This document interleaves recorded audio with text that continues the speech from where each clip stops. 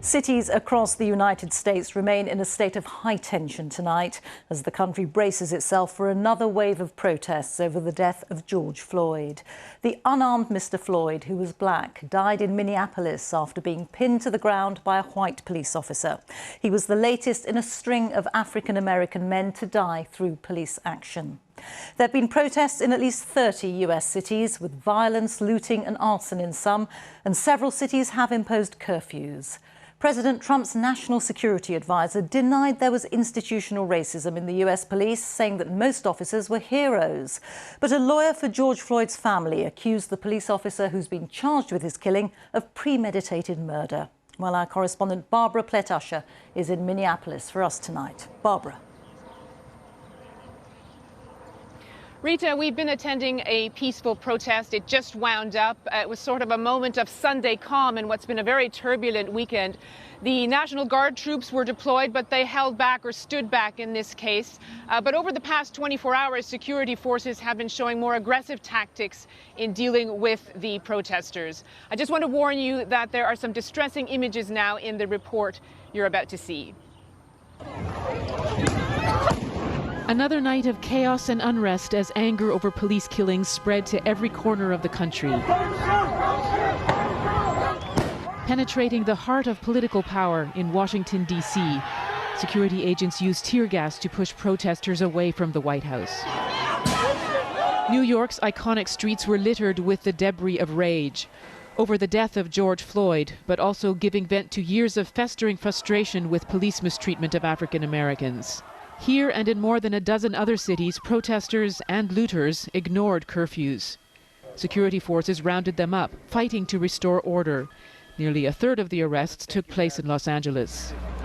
In Minneapolis, the National Guard moved with military precision to clear demonstrators away from a police station, firing tear gas and rubber bullets, setting up roadblocks throughout the city, shutting down movement. Security forces have been aggressively pushing back the protesters. They came determined to make sure that this night would be different than the others, to retake the streets. We've seen a real show of force here tonight. I cannot breathe. The protests began here after this video went viral.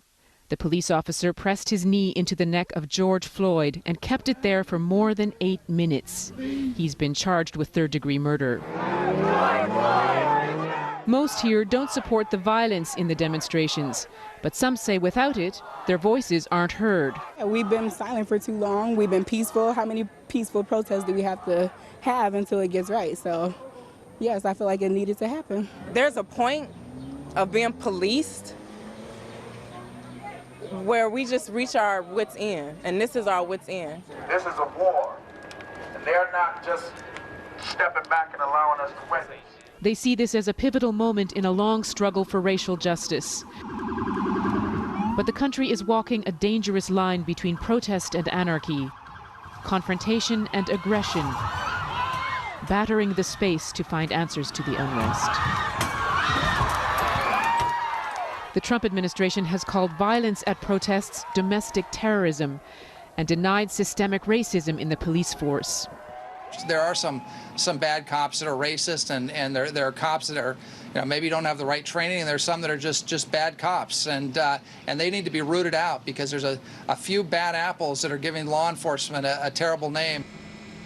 This afternoon, large numbers of National Guard troops deployed to protect the Capitol building in St. Paul, Minnesota. No justice, no peace.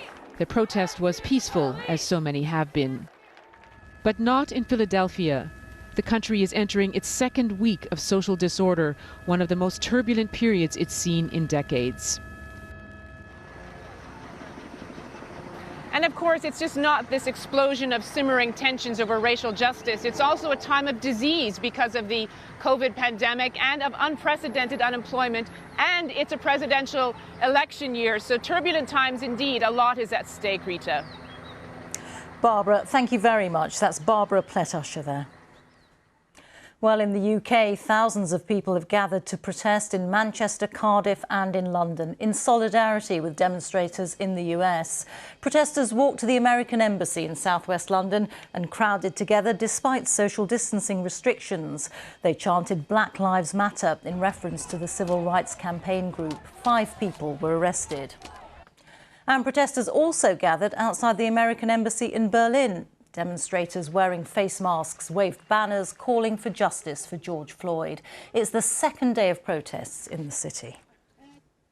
Well, our North America editor John Sopel is with me now. John, just assess for us the scale of this crisis in the US. Well, it's not one crisis, is it, Rita? I mean, it's like a combination of Spanish flu in 1918, the Great Economic Collapse of 1929, and the riots that followed the death of Martin Luther King in 1968, and each one feeds into the other. So we've seen the pictures of the rioting.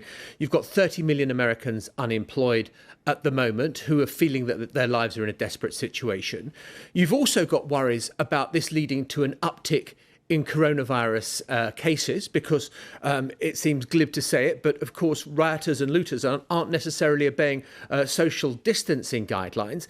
And you have got an African American community that sees injustice seemingly everywhere it turns, whether it's in the rate of coronavirus deaths, whether it is in the way they're treated by the police, whether the impact of joblessness on them. So this is all feeding together into one mega crisis. One thing I would say, compared to 1968, there were riots at one stage in 125 cities across America. It is not at that. But what you've got at the moment would test any president. And John, just briefly, what can President Trump do?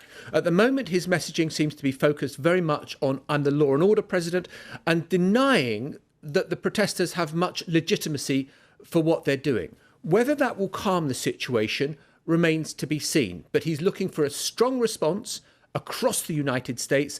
If it means calling in the National Guard, so be it. OK, John, many thanks. John Sopel there.